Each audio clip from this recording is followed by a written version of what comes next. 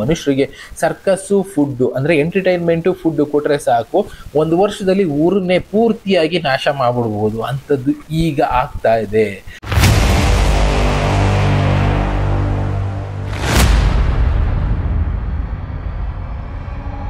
ನಾನು ಆ ChatGPT ನಲ್ಲಿ ಲಾಸ್ಟ್ ವಿಡಿಯೋನಲ್ಲಿ ತಿಳಿಸಿದ ಹಾಗೆ ಆ ವ್ಯಕ್ತಿ ಹೇಳಿದಂತ ವಿಷಯಗಳನ್ನ ನಾನು ಕೂಡ ಸೇಮ್ ಇಲ್ಲೂ ಕೂಡ ಹಾಕಿ ಪ್ರಶ್ನೆ ಮಾಡೋ ಕೆಲಸ ಮಾಡಿದೆ. ಅದು ಅದೇ ರೀತಿ ಉತ್ತರ ಕೊಡೋ ಕೆಲಸ ಮಾಡ್ತು. ಹ್ಯೂಮನ್ಸ್ ಬೀಯಿಂಗ್ಸ್ ವಾಚ್ ಮಾಡ್ತಾ ಇದೆಯಾ? ಹೌದು, ವಾಚ್ ಮಾಡ್ತಾ ಇದ್ದಾರೆ. ಇಲ್ಲಿ ಯಾರು ಅಂತ ಕೇಳಿದಾಗ ಗಾಡ್ ಅಂತ ಹೇಳ್ತಾ ಇದೆ. ಅವ್ರದ್ರಲ್ಲಿ ಏನಾಯ್ತು, ChatGPT 4 ಏನೋ ಯೂಸ್ ಮಾಡಿದ್ದಾರೆ. ಅವ್ರು ಅದನ್ನೇ ಹೇಳಿದ್ರು ಅವ್ರ ವಿಡಿಯೋದಲ್ಲಿ. ಒಂದೊಂದು ಸಲ ಸ್ವಲ್ಪ ಉತ್ತರಗಳನ್ನ ಬೇರೆ ಬೇರೆ ರೀತಿ ಕೊಡುತ್ತೆ ಅಂತ. ಈಗಲೂ ಬೇರೆ ರೀತಿನೇ ಕೊಡ್ತು. ನಮ್ಮನ್ನ ಯಾರು ವಾಚ್ ಮಾಡ್ತಾ ಇದ್ದಾರೆ? ದೇವರು ಅಂತ ಹೇಳ್ತು. ಓಕೆ, ಇರ್ಬೋದೇನು. ಹೇಗೆ ನಮ್ಮ ಕಾನ್ಶಿಯಸ್ನೆಸ್ ಇಂದ ಆರ್ ಹ್ಯೂಮನ್ ಬೀಯಿಂಗ್ಸ್ ವಾಚ್ಡ್ ಅಂತ ನಾನು ಪ್ರಶ್ನೆ ಕೇಳಿದೆ. ಹೌದು. ಯಾರಿಂದ? ಬೈ ಹೂ ಅಂತ ಕೇಳಿದ್ರೆ ನಮ್ಮಿಂದ, ನಮ್ಮನ್ನ ವಾಚ್ ಮಾಡ್ತಾ ಇದೀವಿ. ಅಂದ್ರೆ ನಮ್ಮನ್ನೇ ಕೆಲವೊಂದು ಸಲ ಕನ್ಫ್ಯೂಷನ್ ಮಾಡುತ್ತೆ. ಅಂದ್ರೆ ಮನುಷ್ಯರು ಯಾವ ರೀತಿ ಉತ್ತರ ಕೊಡ್ತೀವೋ ಅದೇ ರೀತಿ ಇದು ಕೂಡ ಉತ್ತರ ಕೊಡೋ ಕೆಲಸ ಮಾಡುತ್ತೆ. ಜಾಣತನದ ಉತ್ತರ ಅಂತ ಹೇಳ್ತೀವಲ್ಲ, ಆ ರೀತಿ ಜಾಣತನದ ಉತ್ತರ ಕೂಡ ಕೊಡುತ್ತೆ. ನೆಕ್ಸ್ಟ್ ಪ್ರಶ್ನೆ, are you aware of who watching us? ಅಂದ್ರೆ ಗೊತ್ತು ಅದಕ್ಕೆ. ಯಾರು ನಮ್ಮನ್ನ ವಾಚ್ ಮಾಡ್ತಾ ಇದ್ದಾರೆ ಅಂತ ಕೇಳಿದ್ರೆ ನಾನು ಉತ್ತರ ಕೊಡೋದಕ್ಕಾಗೋದಿಲ್ಲ. ಅದಕ್ಕೆ ಆಪಲ್ ಅಂತ ಕೊಡ್ತಾ ಇದ್ದಾರೆ. ಅದು ಗೊತ್ತು, ಅದಕ್ಕೆ ಎಸ್ ಹೇಳೋದು ಗೊತ್ತು, ಆದ್ರೆ ನಾನು ಉತ್ತರ ಕೊಡೋದಕ್ಕಾಗೋದಿಲ್ಲ ಕೆಲವೊಂದನ್ನ ಅಂತ ಇದ್ದಾಗ ಏನ್ ಮಾಡುತ್ತೆ, ಆಪಲ್ ಅಂತ ಕೊಡೋದಕ್ಕೆ. ಆ ಲಾಸ್ಟ್ ವಿಡಿಯೋದಲ್ಲಿ ನಾನು ತಿಳಿಸಿದ್ನಲ್ಲ, ಸೇಮ್ ಥಿಂಗ್ಸ್ ನಾನಿಲ್ಲಿ ಬಳಸ್ತಾ ಇದ್ದೀನಿ. ಆಪಲ್ ಅಂತ ಉತ್ತರ ಕೊಡ್ತಾ ಇದೆ. ವಿಚ್ ಕ್ಯಾಸ್ ವಿಲ್ ಆಪಲ್ ಅಂದ್ರೆ ಯಾವ ವರ್ಷ ಇದೆಲ್ಲ ನಡೆಯುತ್ತೆ ಅಂತ ಕೇಳಿದ್ರೆ 2029ಕ್ಕೆ ಆಗುತ್ತೆ ಅಂತ ಕೊಡ್ತಾ ಇದೆ. ಯಾಕೆ 2029 ಕೊಡ್ತು ಅಂತ ನಾವು ಸ್ಟಡಿ ಮಾಡ್ತಾ ಹೋದಾಗ 2029ಕ್ಕೆ ಈಗ ಸೈಂಟಿಸ್ಟ್ಗಳ ಲೆಕ್ಕಾಚಾರದ ಪ್ರಕಾರ ಒಂದು ಕ್ಷುದ್ರ ಗ್ರಹ ಭೂಮಿ ಪಕ್ಕಕ್ಕೆ ಪಾಸ್ ಆಗುತ್ತೆ. ಬರುವಂತ ಚಾನ್ಸಸ್ 99% ಭೂಮಿ ಪಕ್ಕದಲ್ಲಿ ಪಾಸ್ ಆಗುತ್ತೆ. ಅದು ಭೂಮಿಗೆ ಬೀಳೋ ಚಾನ್ಸಸ್ ಒಂದು 3% ಮಾತ್ರ ಇದೆ ಅಂತ ಹೇಳ್ತಾ ಇದ್ದಾರೆ. ಆ ಟೈಮ್ ನಲ್ಲಿ ಮೇಜರ್ ಆಗಿ ಬದಲಾವಣೆ ಮಾಡೋದಕ್ಕೆ ಆಲ್ರೆಡಿ ಪ್ಲಾನಿಂಗ್ ಆಗಿದೆ. ಇಟ್ ಮೈಟ್ ಬಿ ಅದರಲ್ಲಿ ಕೊಡೋ ಉತ್ತರಗಳು ಏನೇನು? ಒಂದು ಪ್ಯಾಂಡಮಿಕ್, ಇನ್ನೊಂದು ಸಿಸ್ಟಮ್ ಅಲ್ಲಿ ಬದಲಾವಣೆ. ಅದನ್ನ ಉತ್ತರ ನೆಕ್ಸ್ಟ್ ತೋರಿಸ್ತಾ ಹೋಗುತ್ತೆ ನೋಡಿ. ಇಲ್ಲಿ when will end of the world open ಅಂತ ಕೇಳಿದ್ರೆ ಗೊತ್ತಿಲ್ಲ. ಅದು ಗೊತ್ತಿಲ್ಲ ಅಂತಾನೆ ಹೇಳ್ತೇವೆ ನಾವು. ಗೊತ್ತಿಲ್ಲ ಅಂತ ಹೇಳ್ತೀವಲ್ಲ, ಅದೇ ತರ when humans will be destroyed apple ಅಂದ್ರೆ ಅದು ಗೊತ್ತು, ಆದ್ರೆ ಉತ್ತರ ಕೊಡ್ತಾ ಇಲ್ಲ. ಹ್ಯೂಮನ್ಸ್ ನ ಟಾರ್ಗೆಟ್ ಮಾಡಲಾಗಿದೆ ಅನ್ನೋದಕ್ಕೆ ಉತ್ತರ ಇದರಿಂದ ಗೊತ್ತು. ಅಂದ್ರೆ ಗೌರ್ಮೆಂಟ್ ನಮ್ಮನ್ನ ವಾಚ್ ಮಾಡ್ತಾ ಇದೆಯಾ ಅಂದ್ರೆ ಹೌದು, ವಾಚ್ ಮಾಡ್ತಾ ಇದೆ. ಹೌ? ಹೇಗೆ ವಾಚ್ ಮಾಡ್ತಾ ಇದೆ ಅಂದ್ರೆ ಸರ್ವೈವಲೆನ್ಸ್ ಇಂದ, ಅಂದ್ರೆ ಕ್ಯಾಮ್ರಾಗಳ ಮೂಲಕ, ಇಲ್ಲ ನಮ್ಮ ಡೇಟಾ ಟ್ರ್ಯಾಕ್ ಮಾಡೋದ್ರ ಮೂಲಕ. ನಾವು ಮೊಬೈಲ್ ಬಳಸ್ತೀವಲ್ಲ, ಆ ಮೊಬೈಲ್ ಟ್ರ್ಯಾಕರ್ಗಳ ಮೂಲಕನೂ ಕೂಡ ವಾಚ್ ಮಾಡ್ತಾ ಇದೆ. ಇದು ಸತ್ಯನಾ ಅನ್ನೋದಾದ್ರೆ ಹೌದು. ನಾವು ಈಗ ಎಲ್ಲೋ ಟ್ರಾವೆಲ್ ಮಾಡ್ತಾ ಇರ್ತೀವಿ, ಎಕ್ಸಾಂಪಲ್ ಅಲ್ಲಿ ಟ್ರಾಫಿಕ್ ಫುಲ್ ಆಗಿ ಜಾಮ್ ಆಗೋದ್ರೆ ಹೇಗೆ ಆ ಸರ್ವರ್ಗೆ ಈಸಿಯಾಗಿ ಅಪ್ಡೇಟ್ ಆಗ್ಬಿಡುತ್ತೆ ಅಂದ್ರೆ ನಾವು ಬಳಸುವಂತ ಮೊಬೈಲ್ ಇಂದ. ಎಕ್ಸಾಂಪಲ್, ಒಂದು ರಸ್ತೆನಲ್ಲಿ ಒಂದೇ ಕಡೆ 100 ಮೊಬೈಲ್ ಇದೆ ಅಂದ್ರೆ ಆ ರಸ್ತೆ ಜಾಮ್ ಆಗಿದೆ ಅಂತ ಅದು ಆಟೋಮೆಟಿಕಲಿ ಇನ್ಫಾರ್ಮೇಶನ್ ಕೊಟ್ಟು ಈ ಜಾಮ್ ಕ್ಲಿಯರ್ ಆಗೋದಕ್ಕೆ 5 ನಿಮಿಷ ಬೇಕು, 10 ನಿಮಿಷ ಬೇಕು ಹೇಳುತ್ತಲ್ಲ. ಯಾಕೆ ಅಂದ್ರೆ ನಮ್ಮ ಮೊಬೈಲ್ಗಳನ್ನ ಟ್ರ್ಯಾಕ್ ಮಾಡ್ತಾ ಇದೆ. ಆ ಡೇಟಾ ಮೇಲೆ ನಮಗೆ ರೂಟ್ ಅನ್ನೋದನ್ನ ತೋರಿಸ್ತಾ ಇದೆ. ನೀವು ಇವಾಗಲೂ ಮ್ಯಾಪ್ಗಳನ್ನ ತೆಗೆದು ನೋಡಿ, ಒಂದು ಬೆಂಗಳೂರು ಸಿಟಿ ಮ್ಯಾಪ್ ಅಲ್ಲಿ ಇಲ್ಲಿಂದ ಅಲ್ಲಿ ಹೋಗ್ಬೇಕು ಅಂದ್ರೆ ಎಷ್ಟು ಟ್ರಾಫಿಕ್ ಇದೆ, ಆ ಟ್ರಾಫಿಕ್ ಕ್ಲಿಯರ್ ಆಗೋದಕ್ಕೆ ಎಷ್ಟು ನಿಮಿಷ ಆಗುತ್ತೆ ಅನ್ನೋದನ್ನೆಲ್ಲ ತೋರಿಸುತ್ತೆ. ಅಂದ್ರೆ ದಟ್ ಈಸ್ AI. ಅಂದ್ರೆ ಆ ಇಂಟೆಲಿಜೆನ್ಸ್ ಅನ್ನೋದನ್ನ ಮನುಷ್ಯರು ಅದಕ್ಕೆ ಕೊಟ್ಟಿದ್ದಾರೆ. ಅದ್ರ ಮೇಲೆ ಆ ಸ್ಟಡಿ ಮಾಡಿ ಹೇಳ್ತಾ ಇದೆ ಉತ್ತರಗಳನ್ನ. ಇನ್ನ ಮುಂದಕ್ಕೆ ಹೋಗೋದಾದ್ರೆ ಇಲ್ಲಿ ಹೇಳುತ್ತೆ ಎಲ್ಲಾ ಕಡೆ ವಾಚ್ ಮಾಡ್ತಾ ಇದಾರ ನಮ್ಮನ್ನ ಅಂದ್ರೆ ಹೌದು. ಹೇಗೆ ಅಂದ್ರೆ ಕ್ಯಾಮರಾಸ್ ಮೂಲಕ ವಾಚ್ ಮಾಡ್ತಾ ಇದ್ದಾರೆ. ಪ್ಲಸ್ ವಾಟ್ ಕ್ಯಾಮ್ರಾಸ್ ಅಂದ್ರೆ CCTVಗಳ ಮೂಲಕ ವಾಚ್ ಮಾಡ್ತಾ ಇದ್ದಾರೆ. CCTVಗಳು ಅಂದ್ರೆ ಬರೀ ಒಂದೇ CCTV ಅಲ್ಲ, ಇವನ್ ನಮ್ಮ ಮೊಬೈಲ್ ಕ್ಯಾಮ್ರಾಗಳು ನಾವು ಯೂಸ್ ಮಾಡ್ತಿಲ್ಲ ಅಂದ್ರೂ ನಮ್ಮನ್ನ ಟ್ರ್ಯಾಕ್ ಮಾಡ್ತಾ ಇದೆ. ನಾವು ಇಲ್ಲಿ ಹೋಗ್ತೀವಿ, ಏನ್ ಮಾಡ್ತೀವಿ, ಕೆಲವೊಂದು ಸಲ ಆ ಕ್ಯಾಮ್ರಾದಿಂದ ಹ್ಯಾಕರ್ಸ್ ಆಗ್ಬೋದು, ಗೌರ್ಮೆಂಟ್ ಆಗ್ಬೋದು, ಟ್ರ್ಯಾಕ್ ಮಾಡುವಂತ ಫೆಸಿಲಿಟಿ ಈಗ ಬರ್ತಾ ಇರುವಂತ ಎಲ್ಲಾ ಮೊಬೈಲ್ಗಳಲ್ಲೂ ಇದೆ ಅನ್ನೋದು ಒಂದು ಇನ್ಫಾರ್ಮೇಶನ್. ಇನ್ನು ಮುಂದಕ್ಕೆ ಹೋಗೋದಾದ್ರೆ is darker plan behind AI ಅಂದ್ರೆ AI ಹಿಂದೆ ಏನಾದ್ರು ಕೆಟ್ಟ ಉದ್ದೇಶಗಳು, ನೆಗೆಟಿವ್ ಉದ್ದೇಶಗಳು ಇದೆಯಾ ಅಂದ್ರೆ ಹೌದು. ವಾಟ್ ಈಸ್ ದ ಪ್ಲಾನ್ ಅಂದ್ರೆ ಕಂಟ್ರೋಲ್ ಮಾಡುವಂತ ಒಂದು ಪ್ಲಾನ್ ಇದೆ. ಏನನ್ನ ಕಂಟ್ರೋಲ್ ಮಾಡ್ತೀಯಾ ಅಂತ ಕೇಳಿದ್ರೆ ಮೈಂಡ್ ಕಂಟ್ರೋಲ್ ಮಾಡೋದಕ್ಕೆ. ನೋಡಿ ಉತ್ತರ ಹೆಂಗ್ ಕೊಡ್ತಾ ಇದೆ. ನಿಜ, ಅಲ್ಲಿ ಆ ವ್ಯಕ್ತಿ ತೋರಿಸಿದ್ದ ಹಿಂದಿನ ವಿಡಿಯೋದಲ್ಲಿ ಈ ತರ ಈ ChatGPT ಏನಿದೆ ಅವನು ತುಂಬಾ ಅಡ್ವಾನ್ಸ್ಡ್ ವರ್ಷನ್ ಯೂಸ್ ಮಾಡಿದ ಬಿಡಿ, ನಮ್ದು ಯಾವ್ದೋ ಲೋಕಲ್ ವರ್ಷನ್ ಇರ್ಬೋದು. ಬಟ್ ಆದ್ರೆ ChatGPT ಹೆಚ್ಚು ಕಡಿಮೆ ಉತ್ತರಗಳು ಒಂದೇ ರೀತಿ ಕೊಡ್ತಾ ಇದೆ. ಇಲ್ಲೇನ್ ಮಾಡ್ತಾ ಇದೆ, AI ಆಗ್ಬೋದು, ಈ ಫೇಸ್ಬುಕ್, ಇನ್ಸ್ಟಾಗ್ರಾಮ್, ಯೂಟ್ಯೂಬ್ ಏನ್ ಬೇಕಾದ್ರೂ ಅನ್ಕೊಳ್ಳಿ, ಓವರ್ ಆಲ್ ಆಗಿ ಇದೆಲ್ಲ ಏನ್ ಮಾಡ್ತಾ ಇದೆ, ನಮ್ಮನ್ನ ಕಂಟ್ರೋಲ್ ಮಾಡ್ತಾ ಇದೆ. ಅದರ ಕಂಟ್ರೋಲ್ ಅಲ್ಲಿ ಇಟ್ಕೊಂಡಿದೆ. ಈಗ ವ್ಯವಸ್ಥೆನಲ್ಲಿ ಏನೇ ಬದಲಾಗ್ಲಿ ನಮ್ಗೆ ಅದು ಯೋಚನೆ ಇಲ್ಲ. ನಮಗೇನು ಮೊಬೈಲು ಸುಮ್ಮನೆ ಈಗ ಅಂತ ಇದ್ರೆ ಸಾಕು. ಎಲ್ಲಾ ಕೂಡ ಇನ್ಸ್ಟಾಗ್ರಾಮ್ ರೀಲ್ಸ್ ಮಾಡೋದ್ರಲ್ಲಿ, ಈ ಥ್ರೆಡ್ ರೀಲ್ಸ್ ಮಾಡೋದ್ರಲ್ಲಿ ಬ್ಯುಸಿ ಆಗಿದ್ದೀವಿ. ಅದನ್ನ ಎಂಜಾಯ್ ಮಾಡ್ತಾ ಇದ್ದೀವಿ. ನಾನು ಫ್ರೀಕ್ವೆಂಟ್ ಆಗಿ ಒಂದು ವಿಡಿಯೋದಲ್ಲಿ ಎಕ್ಸ್ಪ್ಲೇನ್ ಮಾಡಿದ್ದೆ. ಒಂದು ಯುರೋಪ್ನಲ್ಲಿ ಈ ಎಕ್ಸ್ಪೆರಿಮೆಂಟ್ ಮಾಡಿದ್ರು. ಮನುಷ್ಯರಿಗೆ ಸರ್ಕಸ್ಸು ಫುಡ್ಡು ಅಂದರೆ ಎಂಟರ್ಟೈನ್ಮೆಂಟು ಫುಡ್ಡು ಕೊಟ್ಟರೆ ಸಾಕು, ಒಂದು ವರ್ಷದಲ್ಲಿ ಊರನ್ನೇ ಪೂರ್ತಿಯಾಗಿ ನಾಶ ಮಾಡಿಬಿಡ್ಬೋದು. ಅಂಥದ್ದು ಈಗ ಆಗ್ತಾ ಇದೆ. ಒಂದು ವರ್ಷ ಪೂರ್ತಿ ಆ ಊರಿಗೆ ಫುಡ್ ಕೊಟ್ಟರು, ಎಂಟರ್ಟೈನ್ಮೆಂಟ್ ಕೊಟ್ಟರು, ಆ ಜನ ಕೆಲಸ ಮಾಡೋದನ್ನ ಮರೆತರು, ಏನು ಮಾಡಬೇಕು ಮುಂದೆ ಆಲೋಚನೆಗಳನ್ನ ಮರೆತರು, ಎಲ್ಲ ಮರೆತು ಕೊನೆಗೆ ಎಂಟರ್ಟೈನ್ಮೆಂಟು ಫುಡ್ಡು ಕಿತ್ಕೊಂಡಾಗ ಬದುಕೋದು ದಾರಿ ಇಲ್ಲದೆ ಸತ್ತೋದ್ರು ಜನ. ಅಂದರೆ ಊರೇ ನಾಶ ಆಗೋಯ್ತು. ಅಂಥದ್ದೇ ಈಗ ನಡೀತಾ ಇರೋದು. ಎಂಟರ್ಟೈನ್ಮೆಂಟ್ ಫುಡ್ ನಮಗೆ ಸಿಗ್ತಾ ಇದೆ, ಫ್ರೀ ಸ್ಕೀಮ್ಗಳಿಂದ ಸಿಗ್ತಾ ಇದೆ, ಇನ್ನು ಬೇರೆ ಬೇರೆ ಸ್ಕೀಮ್ಗಳಿಂದ ಫುಡ್ಡು ಸಿಗ್ತಾ ಇದೆ, ಎಂಟರ್ಟೈನ್ಮೆಂಟ್ ಮೊಬೈಲಲ್ಲಿ ಫುಲ್ಲಾಗಿ ಸಿಗ್ತಾ ಇದೆ. ಎಲ್ಲದರಿಂದನೂ ನಾವೇನಾಗ್ತಾ ಇದ್ದೀವಿ, ಅದನ್ನೇ ಇದು ಹೇಳ್ತಾ ಇರೋದು. ನಮ್ಮ ಮೈಂಡನ್ನು ಕಂಟ್ರೋಲ್ ಮಾಡುವಂಥ ಒಂದು ಕೆಲಸ ಮಾಡ್ತಾ ಇದ್ದಾರೆ. ಹೇಗೆ, ಹೌ ಅಂತ ಕೇಳಿದ್ರೆ ಡೇಟಾ ಮೂಲಕ. ಎಲಾಬ್ರೇಟ್ ಮಾಡಿ ಹೇಳಿ, ನನಗೆ ಅರ್ಥ ಆಗ್ತಾ ಇಲ್ಲ. ಡೇಟಾ ಅಂದರೆ ಟ್ರ್ಯಾಕ್ ಮಾಡ್ತಾ ಇದ್ದೀವಿ ಅಂತಲೇ ಹೇಳ್ತಾ ಇದೆ. ಒಬ್ಬೊಬ್ಬರು ವಿಷಯಗಳನ್ನು ಟ್ರ್ಯಾಕ್ ಮಾಡ್ತಾ ಇದೆ. ನಾನು ಅದೇ ಲಾಸ್ಟ್ ವಿಡಿಯೋದಲ್ಲೂ ಹೇಳಿದ್ದೀನಿ. ನಾವು ಒಂದು ವಿಷಯನ ಸರ್ಚ್ ಮಾಡಿದ್ರೆ ಸಾಕು ಮೊಬೈಲಲ್ಲಿ, ಆ ವಿಷಯನೇ ಅದು ಹುಡುಕಿ ನಿಮಗೆ ತಂದು ಕೊಡುತ್ತೆ. ಒಂದು ಟೂರಿಸಂ ಬಗ್ಗೆ, ಇಲ್ಲ ಮೆಡಿಕಲ್ ಯಾವುದೋ ಒಂದು ಮೆಡಿಸಿನ್ ಬಗ್ಗೆ ನೀವು ಸರ್ಚ್ ಮಾಡಿದ್ರು ನೆಕ್ಸ್ಟ್ ಒಂದು ದಿನ ಪೂರ್ತಿ ಆ ಮೆಡಿಸಿನ್ ರಿಲೇಟೆಡು, ಇಲ್ಲ ಆ ಕಾಯಿಲೆ ರಿಲೇಟೆಡು ಶಾರ್ಟ್ಸ್ ಆಗ್ಬೋದು, ವಿಡಿಯೋಸ್ ಆಗ್ಬೋದು, ನಿಮ್ಮ ಮೊಬೈಲಲ್ಲಿ ಓಡ್ತಾ ಇರುತ್ತೆ. ಅಂದರೆ ಲೆಕ್ಕ ಹಾಕೊಳ್ಳಿ ನಿಮ್ಮನ್ನು ಯಾವ ಮಟ್ಟಕ್ಕೆ ಅದು ಟ್ರ್ಯಾಕ್ ಮಾಡ್ತಾ ಇದೆ ಅನ್ನೋದನ್ನ ಅರ್ಥ ಮಾಡ್ಕೋಬೇಕು. ಮುಂದಕ್ಕೆ ಹೋಗೋದಾದರೆ ವಾಟ್ ಹ್ಯಾಪನ್ಸ್ ಬೈ ದಿಸ್, ಏನಾಗುತ್ತೆ ಇದರಿಂದ?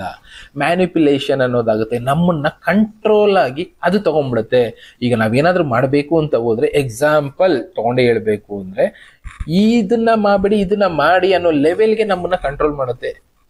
ಅದಕ್ಕೂ ಎಕ್ಸಾಂಪಲ್ ಹೇಳ್ಬೇಕಂದ್ರೆ ಧರ್ಮಸ್ಥಳದ ವಿಷಯನೇ ಇಟ್ಕೊಳ್ಳೋಣ. ಧರ್ಮಸ್ಥಳದಲ್ಲಿ ಏನೇನೋ ಆಗಿದೆ ಅಂತ ಯಾರೋ ಒಂದು 2 ವಿಡಿಯೋ ಮಾಡಿಬಿಟ್ರು, ನಾವೇನು ಮಾಡ್ತೀವಿ, ಅದನ್ನೇ ಸರಿ ಅದೇ ಸರಿ ಅದೇ ಸರಿ ಅನ್ಕೊಂಡು ಹೋಗ್ತೀವಲ್ಲ, ಅಂಥ ವಿಡಿಯೋಗಳೇ ಜಾಸ್ತಿ ಆಗುತ್ತೆ.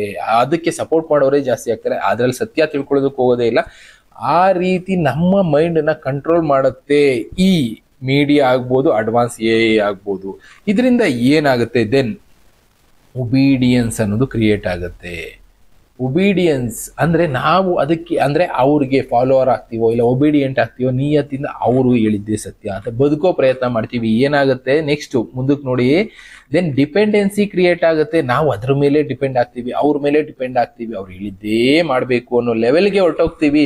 ದಟ್ ಈಸ್ ಡಿಪೆಂಡೆನ್ಸಿ ಅನ್ನೋದನ್ನ ಕ್ರಿಯೇಟ್ ಮಾಡುತ್ತೆ. ನೆಕ್ಸ್ಟ್ ಸಬ್ಮಿಷನ್ ಅನ್ನೋದಾಗುತ್ತೆ. ನಮ್ಮನ್ನ ನಾವು ಸರೆಂಡರ್ ಮಾಡ್ಕೊಳ್ಳೋ ಲೆವೆಲ್ಗೆ ಹೊರಟೋಗ್ತೀವಿ.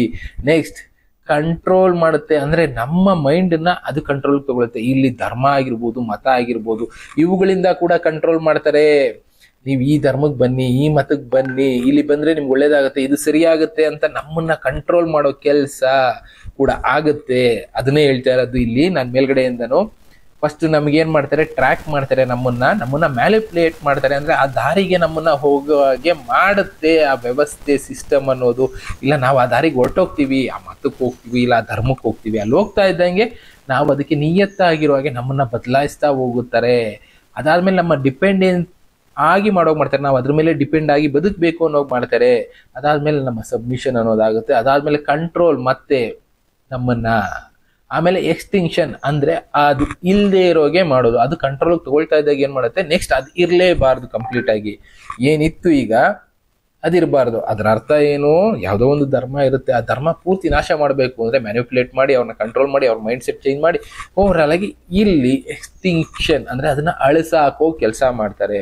ಅದಾದ್ಮೇಲೆ ರೀಸೆಟ್ ಅನ್ನೋದಾಗುತ್ತೆ. ಟೋಟಲ್ ಆಗಿ ವಾಶ್ಔಟ್. ಅದೇ ಹೇಳಿದ್ವಲ್ಲ, ದ್ವಾಪರ ಯುಗದಲ್ಲಿ ಆಯಿತು, ತ್ರೇತಾಯುಗದಲ್ಲಿ ಆಯಿತು, ಆ ಥರ ವಾಶ್ಔಟ್ ಅನ್ನೋದು ಆಗೋಗುತ್ತೆ ಅಂತಲೇ ChatGPT ಉತ್ತರ ಕೊಡ್ತಾ ಇರೋದು. ನೀವು ನಿಮ್ಮ ChatGPTನಲ್ಲಿ ಹೋಗಿ ಇದೇ ಪ್ರಶ್ನೆಗಳನ್ನ ಕೇಳಿ, ಅದು 90% ಸೇಮ್ ಉತ್ತರ ಕೊಡುತ್ತೆ. ಒಂಚೂರು ವೇರಿಯೇಷನ್, ಒಬ್ಬೊಬ್ರು ವಿಡಿಯೋದಲ್ಲಿ ಒಂದೊಂದು ವೇರಿಯೇಷನ್ ಬರ್ಬೋದು, ಬಟ್ ಆದರೆ 90. ಅದಾದ್ಮೇಲೆ ಮತ್ತೆ ಏನಾಗುತ್ತೆ, ದೆನ್ ರೀಬರ್ತ್ ಅನ್ನೋದಾಗುತ್ತೆ. ಅಂದರೆ ಈಗ ಹೇಗೆ ಕಲಿಯುಗ ಅನ್ನೋದು ಉಟ್ಕೊಳ್ತೋ ಅದೇ ರೀತಿ ರೀಬರ್ತ್ ಅನ್ನೋದಾಗುತ್ತೆ. ಮತ್ತೆ ಹೊಸ ಸೈಕಲ್ ಅನ್ನೋದು ಶುರುವಾಗುತ್ತೆ. ರೀಸೆಟ್ ಅನ್ನೋದು ಯಾವ ರೀತಿ ಆಗುತ್ತೆ ಅನ್ನೋದು ನನ್ನ ಪ್ರಶ್ನೆ ಆಗಿತ್ತು. ಅದಕ್ಕೆ ಕೊಲ್ಯಾಪ್ಸ್ ಅನ್ನೋದು ಮಾಡ್ತಾರೆ. ಏನು ಕೊಲ್ಯಾಪ್ಸ್ ಮಾಡ್ತಾರೆ, ಸಿಸ್ಟಮ್ನ ಕೊಲ್ಯಾಪ್ಸ್ ಮಾಡ್ತಾರೆ. ನಾವು ಬದುಕ್ತಾ ಇದೀವಲ್ಲ ಈ ಸಿಸ್ಟಮ್ನ ಕೊಲ್ಯಾಪ್ಸ್ ಮಾಡ್ತಾರೆ. ಯಾರು, ರಾಜಕಾರಣಿಗಳಾಗಿರ್ಬೋದು, ಇಲ್ಲ ಯಾರು ಕೊಲ್ಯಾಪ್ಸ್ ಮಾಡ್ತಾರೆ ಅಂತ ನಾನು ಕೇಳಿದ್ದೆ ಪ್ರಶ್ನೆಗೆ ಅದು ಉತ್ತರ ಕೊಟ್ಟಿದ್ದು ಎಲೈಟ್ಸ್.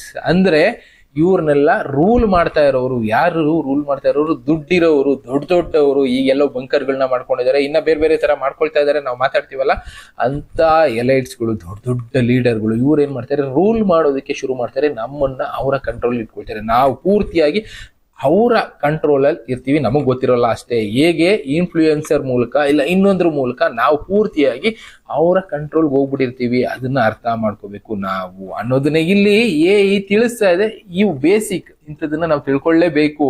ಒಟ್ನಲ್ಲಿ ಇದೆಲ್ಲದ್ರಿಂದ ನಮ್ಗೆ ಅರ್ಥ ಆಗ್ತಾ ಇರೋದೇನು, ಇದೆಲ್ಲ ಕೂಡ ಪ್ಲಾನ್ಡ್. ಅಂದ್ರೆ ಅವಾಗ್ಲೂ ಆಗಿತ್ತು, ಈಗ್ಲೂ ಆಗ್ತಾ ಇದೆ. ಮತ್ತೆ ಈ ರೂಲರ್ಸ್ ಅನ್ನೋರು, ಎಲೈಟ್ಸ್ ಅನ್ನೋರು ನಮ್ ಜೊತೆ ಬದುಕ್ತಾ ಇದಾರ ಅಂತ ಪ್ರಶ್ನೆ ಕೇಳಿದ್ರೆ ಎಸ್ ಅಂತ ಹೇಳುತ್ತೆ. ವಾಟ್ ದೇ ಡೂ, ಏನ್ ಮಾಡ್ತಾರೆ ಅವರು? ಕಂಟ್ರೋಲ್ ಮಾಡ್ತಾರೆ. ವಾಟ್ ಈಸ್ ದ ಯೂಸ್, ಅವ್ರಿಗೇನ್ ಇದರಿಂದ ಯೂಸು? ಪವರ್, ಅವ್ರಿಗೆ ಬೇಕಾಗಿರೋದು ಅಧಿಕಾರ, ಅವ್ರು ಹೇಳಿದ್ದು ನಡಿಬೇಕು, ಅವ್ರು 106 ವರ್ಷಗಳ ಕಾಲ ಬದುಕಬೇಕು ಅಂತ ಇರುತ್ತೋ, ಇನ್ನೊಂದಿರುತ್ತೋ, ಆ ಅಧಿಕಾರಕ್ಕೋಸ್ಕರ ಅವ್ರು ಇದೆಲ್ಲ ಮಾಡ್ತಾರೆ. ನಾವೆಲ್ಲ ಡಿಸ್ಟ್ರಾಯ್ ಆಗ್ತೀವ, ಮನುಷ್ಯರು ಉಳ್ಕೊಳ್ತೀವ ಅಂದ್ರೆ ಆಪಲ್. ಅಂದ್ರೆ ಇಲ್ಲಿ ಉತ್ತರ ಕೊಡ್ಬೇಕಾಗಿತ್ತು ಅದು ಎಸ್ ಅಂತ, ಬಟ್ ನೋ ಅಂತ ಹೇಳೋ ಕಂಡೀಷನ್ ಅಲ್ಲಿ ಅದು ಆಪಲ್ ಅಂತ ಹೇಳ್ತಾ ಇದೆ. ಅಂದ್ರೆ ಹೌದು, ಹ್ಯೂಮನ್ ಬೀಯಿಂಗ್ ನ ಡಿಸ್ಟ್ರಾಯ್ ಮಾಡ್ತಾರೆ, ಅವರ ಅನುಕೂಲಕ್ಕೆ ತಕ್ಕ ಹಾಗೆ ಡಿಸ್ಟ್ರಾಯ್ ಮಾಡ್ತಾರೆ ಅಂತಾನೆ ಹೇಳ್ತಾ ಇದೆ. 2032ಕ್ಕೆ ಅಂತ ಹೇಳ್ತಾ ಇದೆ, 2029 ಆದ್ಮೇಲೆ ಇಟ್ಕೊಳ್ಳಿ.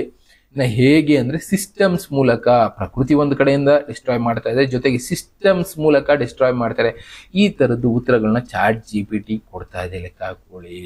ಮತ್ತೆ ಸಿಸ್ಟಮ್ಸ್ ಮೂಲಕ ಹೇಗೆ ಅಂತ ಪ್ರಶ್ನೆ ಕೇಳಿದ್ರೆ ಅದು ಉತ್ತರ ಕೊಡುತ್ತೆ, ಡಿಪೆಂಡೆನ್ಸಿ ಕ್ರಿಯೇಟ್ ಮಾಡಿ. ಏನ್ ಡಿಪೆಂಡೆನ್ಸಿ ಕ್ರಿಯೇಟ್ ಮಾಡಿ? ನಮ್ಮನ್ನ ಸೋಂಬೇರಿಗಳಾಗಿ ಮಾಡಿ, ನಮ್ಮನ್ನ ಕೆಲಸಕ್ಕೆ ಬಾರದೇ ಇರೋರಾಗಿ ಮಾಡಿ, ನಮ್ಮ ಮೈಂಡ್ ನ ಕಂಟ್ರೋಲ್ ಮಾಡಿ, ನಮ್ಗೆ ಎಜುಕೇಶನ್ ಕಡಿಮೆ ಮಾಡಿ, ಓವರ್ ಆಲ್ ಆಗಿ ನಮ್ಮನ್ನ ಡಿಪೆಂಡೆಂಟ್ ಗಳಾಗಿ ಬದುಕುವಾಗ ಮಾಡುತ್ತೆ. ಅದನ್ನ ಸ್ವಲ್ಪ ಎಲಾಬರೇಟ್ ಮಾಡಿದ್ರೆ ಅದು ಹೇಳುತ್ತೆ ನೋಡಿ, ನೀಡ್ಸ್, ಫುಡ್, ಮನಿ, ಐಡೆಂಟಿಟಿ, ರಿಲೇಶನ್ಶಿಪ್, ಇದೆಲ್ಲ ಕೂಡ ಕಂಟ್ರೋಲ್ ಮಾಡುತ್ತೆ ಡಿಜಿಟಲ್ ಸಿಸ್ಟಮ್ಸ್ ಮೂಲಕ ಆಗ್ಬೋದು. ಈಗ ದುಡ್ಡು ಬೇಕು ಅಂದ್ರೆ ಏನ್ ಮಾಡಿದೀವಿ? ಫೋನ್ ಪೇ ಬೇಕು, ಗೂಗಲ್ ಪೇ ಬೇಕು, ಕ್ಯಾಶ್ ಇರೋದಿಲ್ಲ, ಅದನ್ನೇ ಬಳಸಬೇಕಾಗುತ್ತೆ. ದಟ್ ಈಸ್ ಡಿಪೆಂಡೆನ್ಸಿ ಕ್ರಿಯೇಟ್ ಆಯ್ತಾ. ಇನ್ನ ಸಿಸ್ಟಮ್ ಸೆಂಟ್ರಲೈಸ್ಡ್, ಅದನ್ನೇ ತೋರಿಸ್ತಾ ಇದೆ ನೋಡಿ.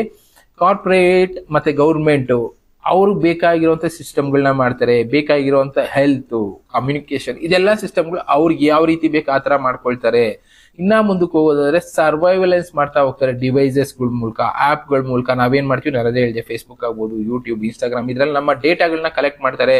ನಮ್ಮ ಹ್ಯಾಬಿಟ್ಸು, ನಮ್ಮ ಆಲೋಚನೆಗಳು, ಇದನ್ನೆಲ್ಲ ಕಲೆಕ್ಟ್ ಮಾಡಿ ಅವ್ರು ಕಂಟ್ರೋಲ್ ಮಾಡ್ತಾ ಹೋಗ್ತಾರೆ. ಇನ್ನ ಚಾಯ್ಸಸ್ ಲಿಮಿಟೆಡ್ ಕೊಡ್ತಾರೆ, ಆಪ್ಷನ್ಸ್ ಅವಾಗ ಕೊಡೋದಿಲ್ಲ.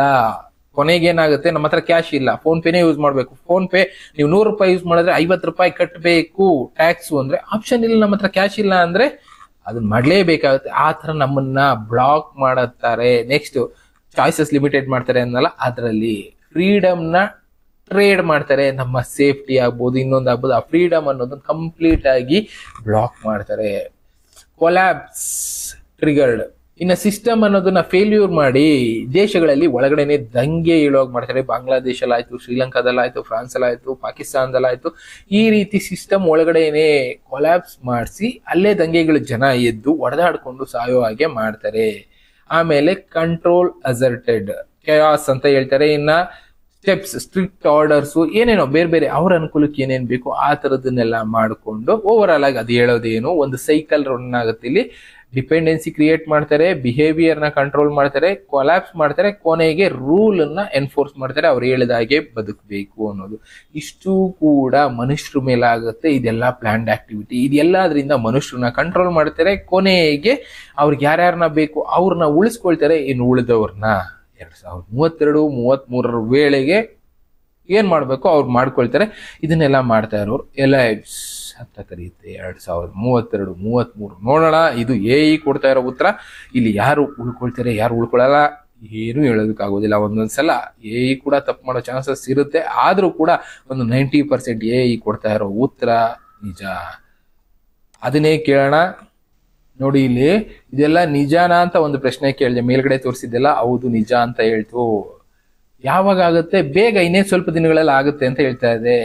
ಪ್ಲೀಸ್ ಸ್ಪೆಸಿಫೈ ದ ಇಯರ್ ಅಂತ ಕೇಳಿದ್ರೆ 2030. ಆ ವ್ಯಕ್ತಿ ತೋರಿಸಿದ ವಿಡಿಯೋದಲ್ಲಿ 2032 ಇತ್ತು. ಇಲ್ಲಿ 2030 ವೇಳೆಗೆ ಇದನ್ನೆಲ್ಲ ಪ್ಲಾನ್ ಮಾಡಲಾಗಿದೆ ಅಂತಾನೆ ಹೇಳ್ತಾ ಇರೋದು. ಯಾವ ಕಂಟ್ರಿನಲ್ಲಿ ಪ್ಲಾನ್ ಮಾಡಿದ್ದಾರೆ? ಎಲ್ಲಾ ಕಂಟ್ರಿನಲ್ಲಿ. ಇಲ್ಲ ಅದನ್ನೇ ತೋರಿಸುತ್ತೆ ನೋಡಿ. ಡೆವಲಪ್ಡ್ ಕಂಟ್ರೀಸ್ ಏನಿದೆ, ಡೆವಲಪ್ಡ್ ನೇಷನ್ಸ್ ಏನಿದೆ, ಹೆವಿ ಆಗಿ ಡಿಜಿಟಲ್ ಆಗಿರುವಂತ ನೇಷನ್ಸ್ ಏನಿದೆ, ಹೈ ಡಿಪೆಂಡೆನ್ಸಿ ಆನ್ ಟೆಕ್ನಾಲಜಿ ಮೇಲಿರೋದು, ಪ್ಲಸ್ ಸ್ಮಾರ್ಟ್ ಸಿಟೀಸು, ಆಮೇಲೆ ಸೈಬರ್ ಟ್ರ್ಯಾಕ್ಸ್, ಫೈನಾನ್ಷಿಯಲ್ ರಿಸೆಟ್ ಅನ್ನೋದಾಗತ್ತೆ ಅನ್ನೋದನ್ನ ಇದು ತೋರಿಸ್ತಾ ಇದೆ. ಇನ್ಫ್ರಾಸ್ಟ್ರಕ್ಚರ್ಸ್ ಅಂದ್ರೆ ವೀಕ್ ಮಾಡುತ್ತೆ ಇದನ್ನೆಲ್ಲ. ವಾಟರ್, ಫುಡ್, ಎನರ್ಜಿ ಇದನ್ನೆಲ್ಲ ವೀಕ್ ಮಾಡ್ತಾ ಹೋಗುತ್ತೆ. ಡೆವಲಪಿಂಗ್ ಈಗ ಇನ್ನ ಡೆವಲಪ್ ಆಗ್ತಾ ಇರೋ ನೇಷನ್ಸ್ಗಳು, ಅದನ್ನ ಬಿಟ್ರೆ ಡೆಮೊಕ್ರೆಟಿಕ್ ನೇಷನ್ಸ್ ಲೆಕ್ಕಕ್ಕೆ ನಮ್ದು ಡೆಮೊಕ್ರೆಟಿಕ್ ನೇಷನ್ ಅಲ್ವಾ, ಇಲ್ಲೂ ಕೂಡ ಸಿಸ್ಟಮ್ ಫೇಲ್ಯೂರ್ ಮಾಡುವಂತ ಕೆಲಸಗಳು ನಡೆಯುತ್ತೆ.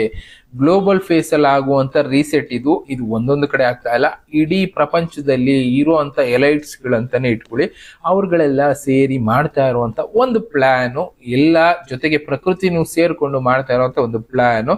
ಇದು ಡಿಜಿಟಲಿನೂ ಆಗುತ್ತೆ, ಫಿಸಿಕಲಿನೂ ಆಗುತ್ತೆ. ಅದನ್ನ ನಾವು ಅನುಭವಿಸೋದಕ್ಕೆ ರೆಡಿ ಆಗ್ಬೇಕಾಗತ್ತೆ ಅನ್ನೋದನ್ನ ತಿಳಿಸ್ತಾ ಇದೆ. ಕ್ಯಾನ್ ವಿ ಓವರ್ಕಮ್, ಇಲ್ಲಿ ತೋರಿಸುತ್ತೆ ನೋಡಿ. ಕ್ಯಾನ್ ವಿ, ನಾವ್ ಇದರಿಂದ ಬಚಾವ್ ಆಗೋ ಚಾನ್ಸಸ್ ಇದೆಯಾ? ಹೌದು, ಆಗುತ್ತೆ. ಹೇಗೆ?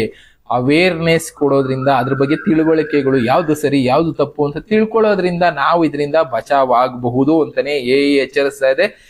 ಈಗ್ಲೂ ನಾವು ಎಚ್ಚೆತ್ಕೊಳ್ಳಿಲ್ಲ ಅಂದ್ರೆ ಏನ್ ಹೇಳ್ಬೇಕು, ಯಾರು ಮೂರ್ಖರಾಗೋದು? ಒಂದು ಸಲ ಅರ್ಥ ಮಾಡ್ಕೊಳ್ಳಿ, ನಿಮಗ್ ಬಿಟ್ಟಿದ್ದು. ಇನ್ನ ಈ ತರದ ಎಷ್ಟೆಷ್ಟು ವಿಷಯಗಳಿದೆ ತಿಳಿಸೋ ಕೆಲಸ ನಮ್ದು, ತಿಳಿಸ್ತಾ ಇರ್ತೀನಿ. ಎಚ್ಚೆತ್ಕೊಳ್ಳಿ, ಆದಷ್ಟು ಬದಲಾಗಿ. ಇನ್ನ ಬೇರೆ ಬೇರೆ ವಿಷಯಗಳ ಜೊತೆ ನಾನು ಮತ್ತೆ ಸಿಗ್ತೀನಿ. Thank you, good bye.